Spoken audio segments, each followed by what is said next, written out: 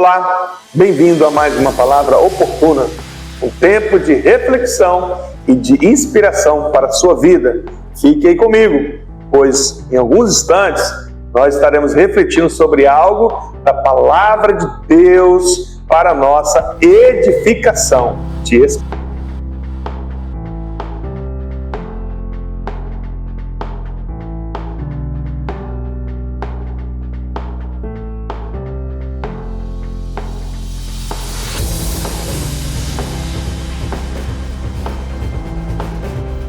Olá, voltamos, graças a paz. E o nosso tema de hoje, da palavra oportuna, é: a prova da fidelidade passa pelo fogo. E nós vamos fazer a leitura de Daniel, capítulo 3, e vamos ler alguns versículos salteados. Versículos 16 ao 18, versículo 21, 25, 26, 28, 29 e 30. Acompanhe, por favor.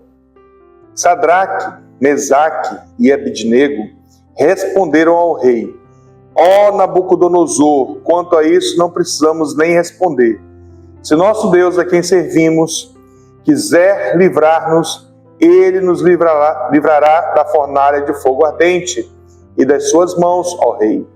E mesmo que ele não nos livre, fique sabendo, ó rei, que não prestaremos culto aos seus deuses, nem adoraremos a imagem de ouro que o Senhor levantou. Versículo 21. Então estes homens foram amarrados com os seus mantos, túnicas, chapéus e suas outras roupas e foram jogados na fornalha de fogo ardente. 24. Em seguida o rei Nabucodonosor, muito espantado, se levantou depressa e perguntou aos seus conselheiros: não eram 3 os homens que amarramos e jogamos no fogo? Eles responderam: é verdade, ó rei.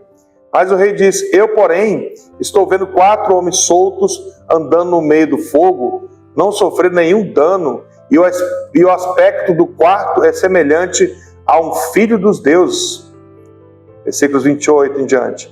Nabucodonosor disse: bendito seja o Deus de Sadraque, Mesaque e Abidnego, que enviou seu anjo e livrou os seus servos, que confiaram nele, pois não quiseram cumprir a palavra do rei, preferindo entregar o seu corpo a servir e adorar um Deus que não era o Deus deles. Portanto, faça um decreto ordenando que todo povo, nação e língua que quiser disser blasfêmia contra Deus, Sadraque, Mesaque e Abidnego, seja despedaçado e que as suas casas sejam reduzidas a ruínas, porque não há outro Deus que possa livrar como este. Então o rei fez prosperar Sadraque, Mesaque e Abidnego na província da Babilônia.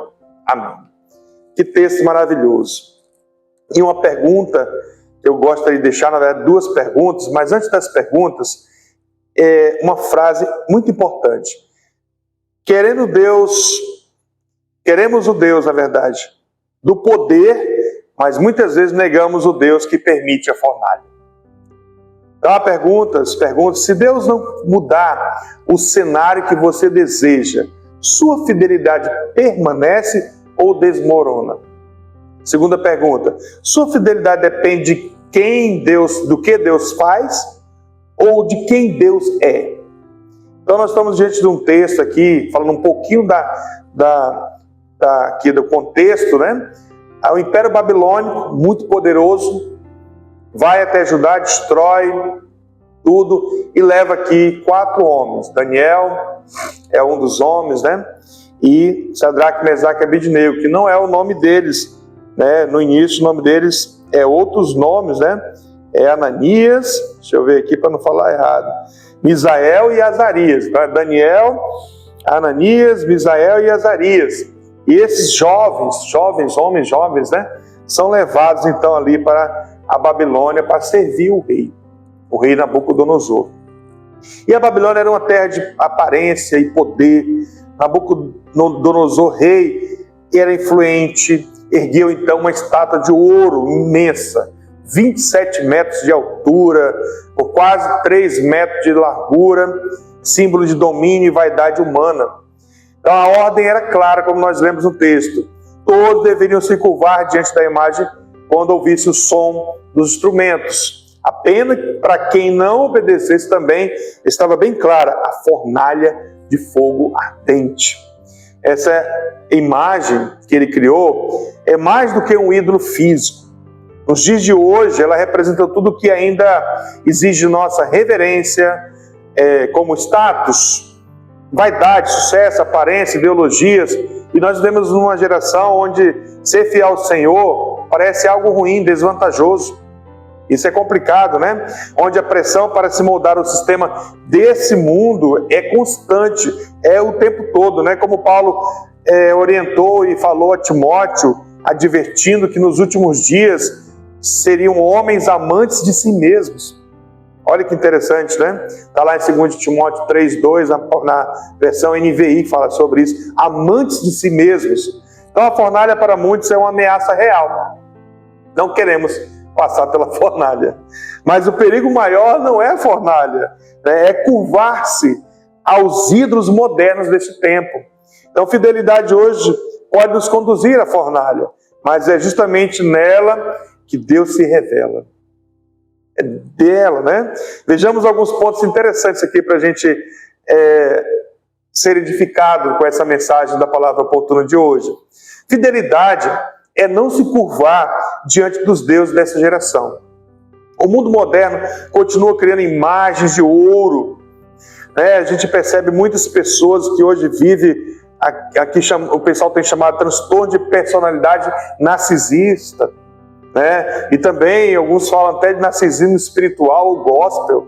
Então, onde o foco está no eu da pessoa, né? São padrões de perfeição, ideologias dominantes, filosofias de vida que estão tentando substituir os princípios eternos da palavra de Deus, e muitos, inclusive a igreja, estão se rendendo a isso, né?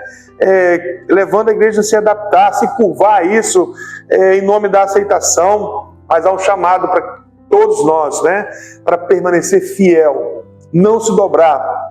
Então, seja fiel até a morte, como diz lá em Apocalipse 2:10, e lhe darei a coroa da vida. Essa é uma frase poderosa, né? Uma frase que nos convida a uma promessa e também a uma perseverança inabalável, né? Para os cristãos diante de tribulações, de lutas, perseguições e sofrimentos. Então, eles foram recomendados por Daniel, esses homens. Por causa de quê? Por causa da vida de santidade, do seu caráter, discernimento, fidelidade, temor a Deus. Quando se recusaram a adorar a imagem, eles não estavam apenas desobedecendo o decreto do rei, mas estavam confirmando a sua identidade no Senhor. Então não se curve, independentemente das questões de imagens de ouro, né? Talvez seja até a sua própria imagem. Talvez você tenha uma imagem no espelho da altura de 27 metros, que você olha, né, e tira a sua própria foto, tem o seu próprio Instagram. Cuidado com isso. Cuidado com isso. Não se dobre essas questões. Nós somos chamados a ser fiéis ao Senhor. Sadraque, Mesaque e Abednego expressam sua fidelidade com precisão cirúrgica. O nosso Deus pode sim nos livrar, mas se não, ainda assim, não vamos nos curvar. É isso que eles falam. É lindo isso. Então a maioria dos cristãos deseja apenas o primeiro texto. Deus pode! Só que essa parte. Mas evitam a segunda parte, né? Mas se não, você continua sendo fiel? A verdade é que muitos moldam sua espiritualidade não pela Escritura, pela palavra de Deus, mas pela expectativa do conforto, certo? Querem milagres, mas não querem a cruz. Querem livramentos, mas não querem renúncia. Querem poder, mas não fidelidade. Buscam a mão de Deus, mas não o coração de Deus. Porém, a fé bíblica não é negociável. Ela não depende de resultado, depende de convicção quem somos, a quem servimos. A fidelidade deles estava baseada na identidade imutável de Deus. Aquela frase, mas se não, é o ápice da fé desses homens, certo? Que recusam a transformar Deus em um amuleto. Deus é digno, mesmo quando o fogo aumenta. E quem entende isso deixa de viver uma fé emocional e passa a viver uma fé inabalável. Segunda coisa, Deus não nos livra da fornalha, mas nos livra na fornalha. Quando os jovens são lançados no fogo, algo se queima, mas não são eles e nem as suas roupas. Deus às vezes permite que o fogo toque aquilo que nos limita, não aquilo que somos, mas aquilo que nos prende. Ele não destrói os seus servos. Não é os seus servos que são destruídos. Ele destrói os laços e o nosso inimigo. Certo? Deus poderia ter impedido os jovens de serem lançados no fogo? Sim, mas Ele escolheu manifestar a sua glória, a sua presença dentro da fornalha, né? Então Deus trabalha na fornalha porque é lá que nada além sobra. Só o essencial. Na fornalha só sobra o essencial. Olha só, a fornalha que deveria trazer ali o fim desses homens, vai mostrar que na fornalha cai tudo. Cai a vaidade, não cai eles. Não matam eles, mata a vaidade, mata o orgulho, cai a autossuficiência. Então a fornalha ali, para aqueles jovens hebreus, se torna ali o palco da manifestação visível de Cristo. Certo? Então quando você passar pelo fogo, não se queimará. Isaías já falava isso, Isaías 43, 2, né? Então é nesse cenário abrasador que surge a figura semelhante ao Filho dos Deuses. É Cristo que surge.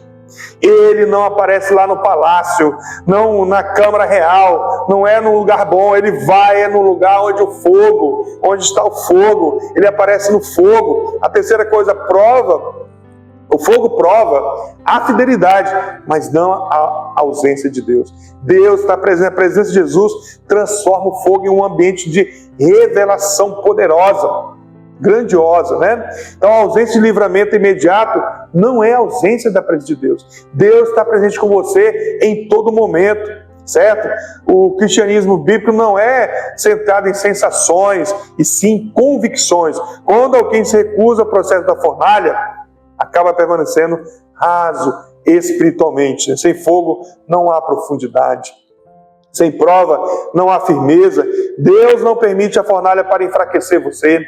Permite para nos fortalecer. E Ele não nos expõe à prova para nos envergonhar. Ele expõe para nos afirmar e para manifestar o seu poder. Nabucodonosor disse o seguinte: bendito seja o Deus de Sadraque, Mesaque e Abidnego, que enviou o seu anjo e livrou os seus servos, e olha só a palavra final, que confiaram nele.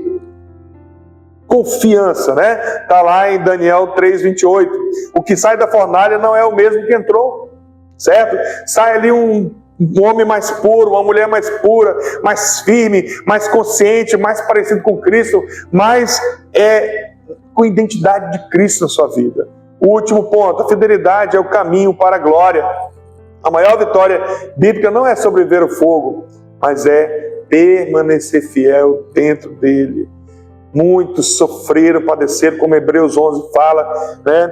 E não cederam.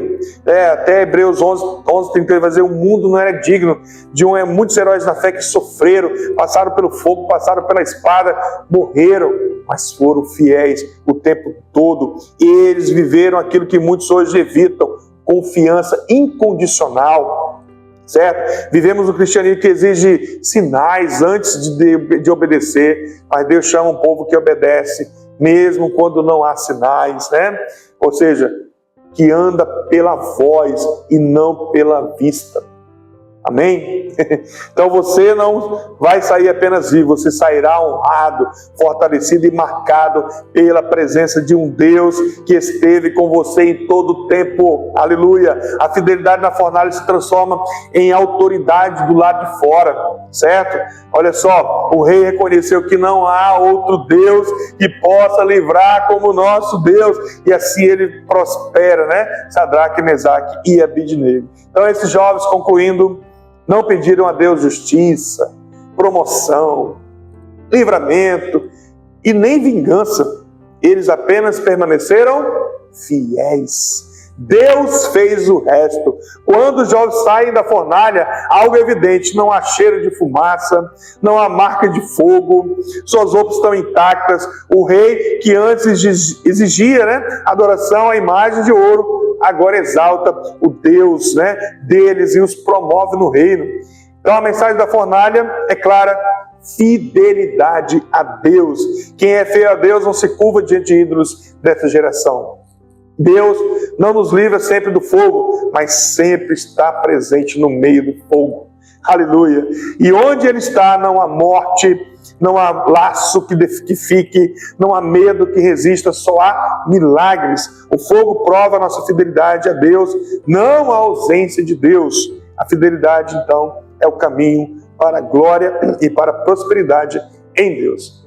Amém? Quero orar com você. Obrigado, Senhor, por essa palavra oportuna, que essa mensagem chegue a este coração, a essa mulher, a este homem, a quem estiver ouvindo, e que ela realmente, Pai, possa trazer edificação a cada coração. Nos ajude, Pai, a sermos fiéis até a morte. E assim eu oro em Teu nome, Jesus Cristo. Amém. Deus te abençoe e até a nossa próxima palavra oportuna.